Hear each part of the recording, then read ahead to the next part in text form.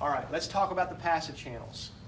On this picture, you can see that cell membranes of nerves and muscles have sodium-potassium ion channel pumps transporting sodium out and potassium in, and they have passive channels for sodium and passive channels for potassium. Passive channels for sodium, passive channels for potassium. Now, this picture shows sodium diffusing into the cell. Why does that happen? Because of the concentration gradient. Did everybody hear her? Does that make sense to everybody? This is simple diffusion. Do you need energy for this? Nope. By simple diffusion, sodium will come into the cell. Now, sodium carries a +1 valence. So if sodium comes into the cell, will the inside of the cell become more positive or more negative? More positive. Does everybody see that? The influence of sodium in this story is a positive influence.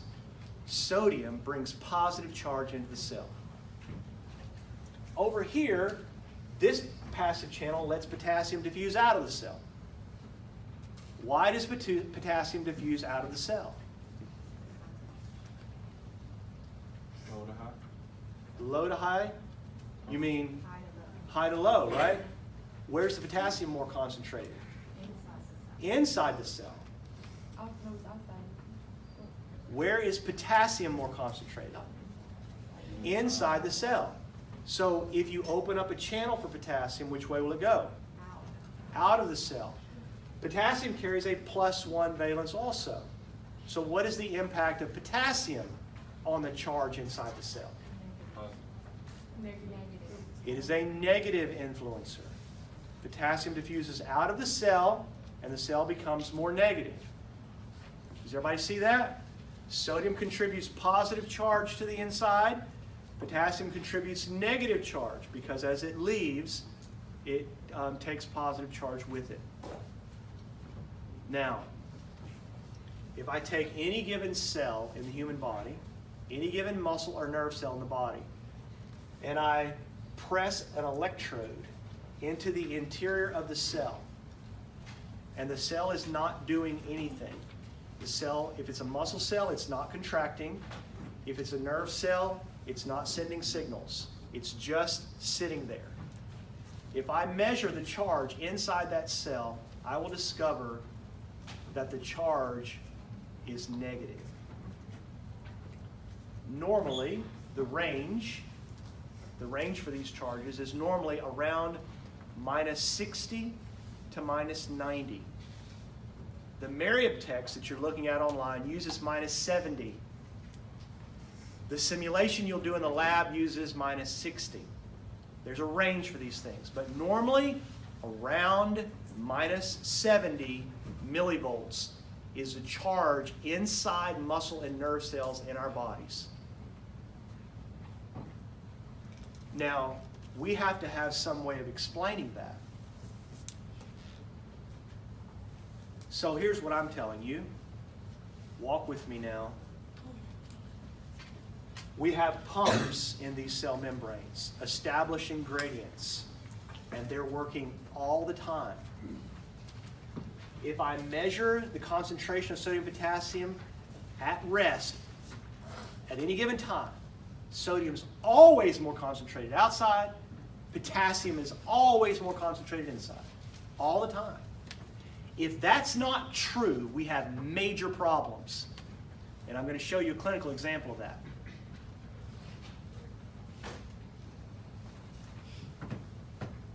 We also have, in all these cell membranes, passive ion channels for both sodium and potassium, which means all the time, sodium is coming into the cell and potassium is going out of the cell.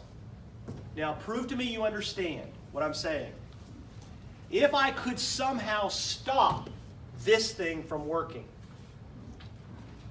what would happen to the concentrations of sodium and potassium in just a few moments?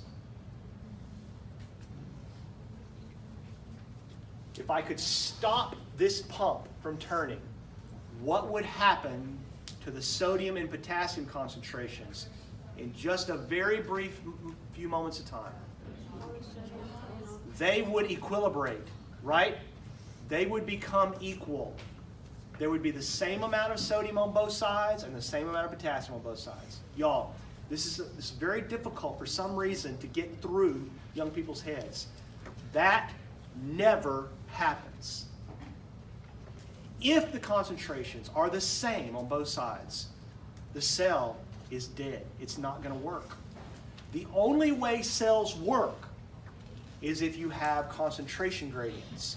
You must have pumps establishing gradients. Now here's the next thing. I just told you if I stick an electrode in here, there is negative charge inside this cell. Now, there are a few other things that can be used to explain this, but this one is by far the most important. So, given the information that I've given you here today, pumps are working, sodium's coming in, potassium's going out, and the charge inside this thing at rest is negative. What must be true? Would you close that door? And say something ugly while you're there also. They know better. They do it every year. Next year, some of you will be out there doing that. I've been doing it for 20 years. It's unbelievable. And you all, you're looking at me like, they shouldn't be talking. And some of you will do it. Mark my words. Okay, so here's the observations. A pump is working here. There are passive channels here and here. The charge inside here is negative. What must be true?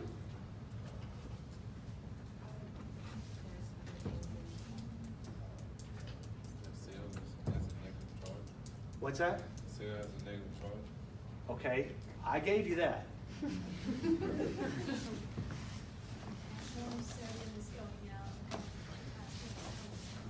Okay, so the first thing she says here is more, say that again? More sodium is going out. It's being pumped out. Okay, so you went immediately to the pump here. Okay, so I need to add one more piece of information. I like the direction you're going. That's not what's happening, but that is a great observation. And it shows understanding, which I love. If you could somehow ramp the pumps up, because they actually transport a 3-to-2 ratio. If you could ramp them up, then you could do this. But that's not what happens. At rest, the pumps are churning along at a steady rate. Keep coming, Miss McKee. I can see it. I can see the wheels turning. Help me with these two.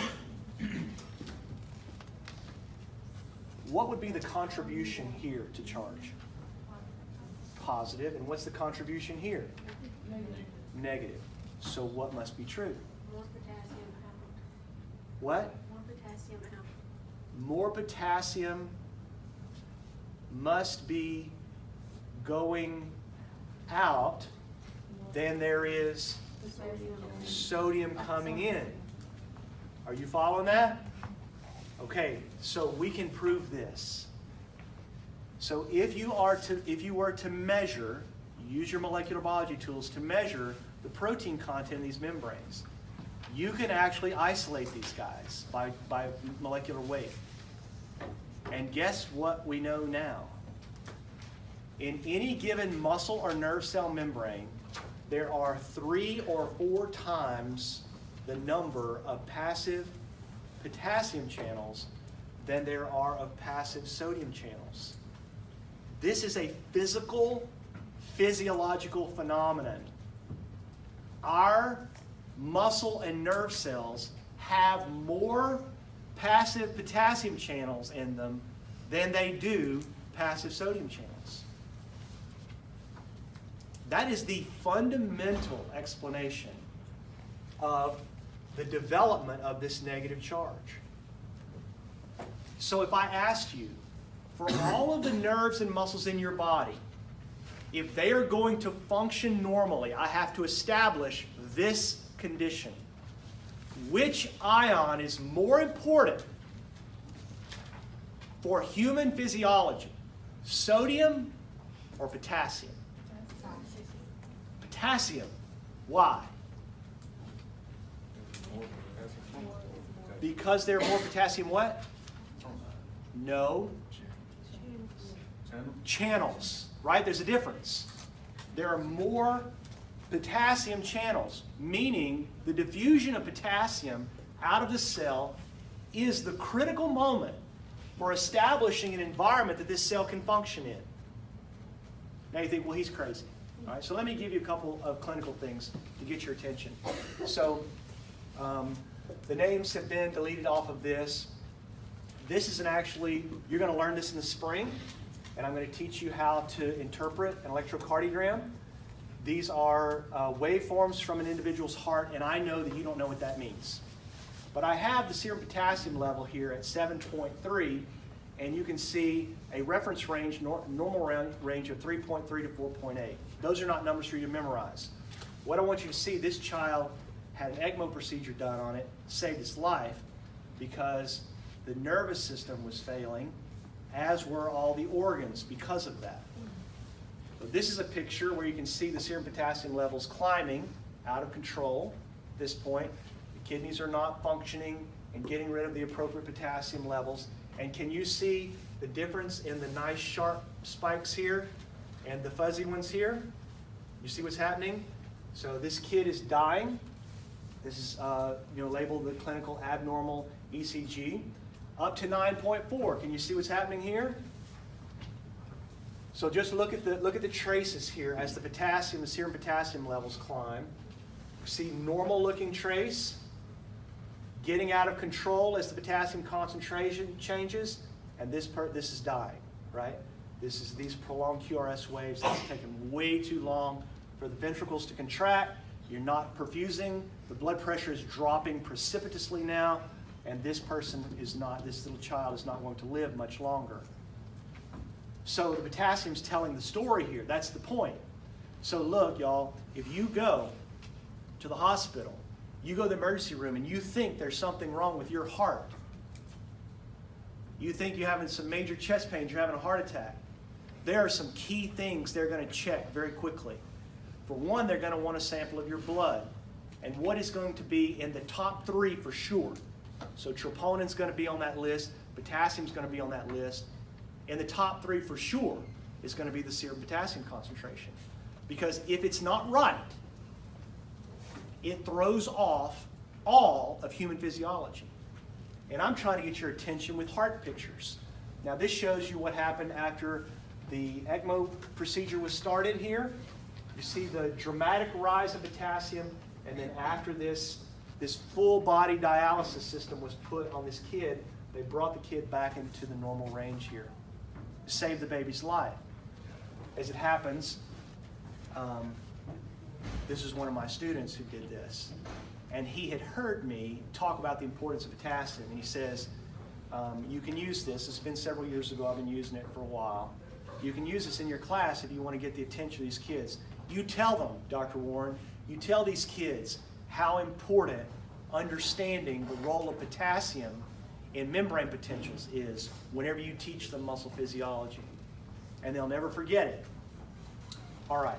Now, what I've just described for you in the role of potassium is a phenomenon called the resting membrane potential. Okay, so here's what I want you to do.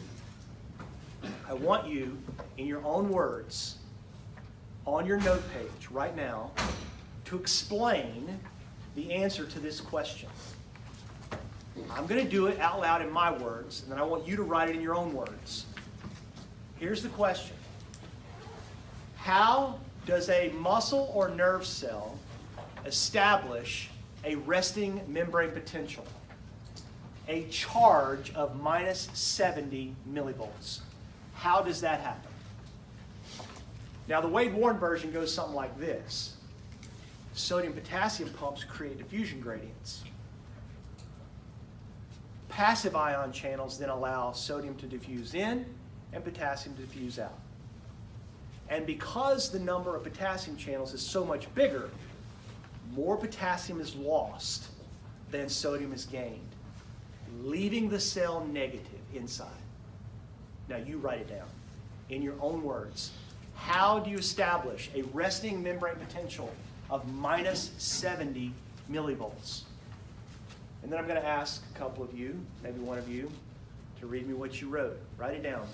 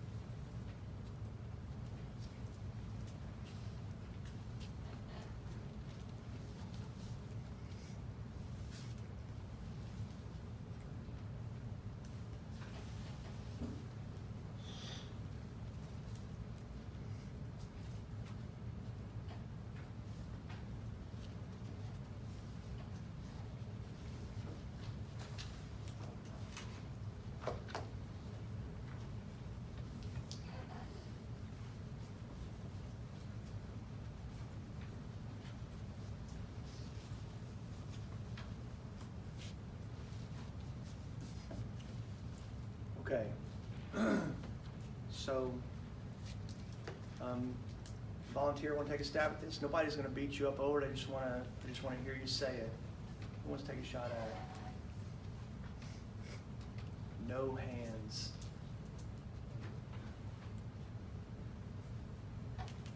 Danny, you made eye contact. You want to take a shot at it? I'll read you what I wrote, but Okay. I know I'm missing a lot of pieces. Okay. Another sodium, potassium, pump returns, potassium back to 3, or add back at 2, sodium out at 3. But the passive ion channels allow sodium to leak in, potassium to leak out. And more potassium is leaked out than sodium is leaked in. And when the pump returns back to normal, it just keeps that concentration gradient at negative 70 millivolts in the membrane. Is what I pieced together. Yeah, that's fantastic. That's great. The only slight modification I would say there is you never really stop the pump. One of the things that amazes people as they think about this is it is a very dynamic process. We say, well, the muscle's not contracting, it must not be doing anything. But in fact, there's a lot going on. There's a pumping of ions out and in, diffusion of ions in and out happening while the cell is at rest. So to say it is a resting membrane potential is somewhat of a misnomer, right? This thing's not resting, it's doing a lot. But it's important to me that you guys can explain where this charge came from. It matters. That charge matters. Somebody else want to take one? I don't want to embarrass anybody. You take a stab at it? That's my boy, all right. The cell has more. Here, I'll put the picture up so you can say it. The cell has always. I can't explain how I wrote it because I think I'm explaining something. Okay, well just take it one step at a time. Start me with this one. Sodium potassium pump. What does it do? It pumps out sodium and pumps out potassium and pumps in. No, you had it right the first time. Pumps out sodium and pumps in potassium. Okay. And the cell has a lot of passive channels that pump out. That's They're not pumping. Well, they passive transport and they go from high to low. Good. Potassium goes out and sodium comes in. So And who wins that game? potassium, Potassium wins that game. Why? because there are more potassium channels Good. than there are Good. sodium channels. Great. That's really well done. Nicely said. So the idea here is to be able to explain, first of all, today, what you mean when you say a resting membrane potential, because this is where it all starts. The second step then is the action potential. So I've been working my way there. The action potential. Now, let's say it this way first. A few common terminology things. Vocab. If the resting potential is minus 70, and you want this muscle cell to contract, you must make it more positive. So anything that makes the cell more positive makes it more likely that it will contract. Anything that makes the cell then conversely more negative makes it less likely to contract. Now, I love simple things. This is one of the simplest in all of human physiology. So no matter what neurotransmitter we talk about, you know, we're going to talk about some drugs. You're going to get an introduction to neuropharmacology in here. You're going to understand some things about depression and all kinds of other really cool stuff. But when it comes down to the bottom line for how nerves and muscles work, it's this simple. Things that make the cell more positive are stimulants. And things that make the cell more negative are inhibitors or depressants. Stimulants and depressants. It's just that simple.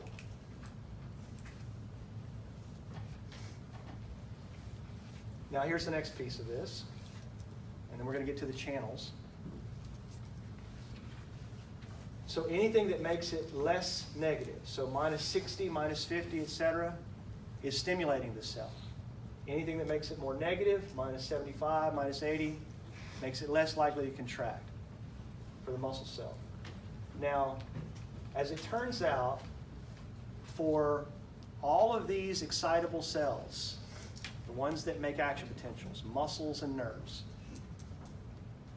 they have a threshold charge that is really difficult to explain, where anything that makes it more positive than that, it's go. And anything that doesn't get it to that point is stop. So the Merriam text is going to use, the numbers in the lab will be a little different. The Merriam text is going to use the number minus 55 as a value that we're going to call the threshold charge, minus 55. It's 15 millivolts more positive than the resting condition. At threshold, at minus 55, the cell will produce an action potential. If you don't get the cell to minus 55, nothing happens. Very important observation. So minus 55 is my threshold value that I'm using to teach with. If you get the cell to minus 55, the threshold value, it will fire, meaning it will make an action potential, meaning the muscle will contract.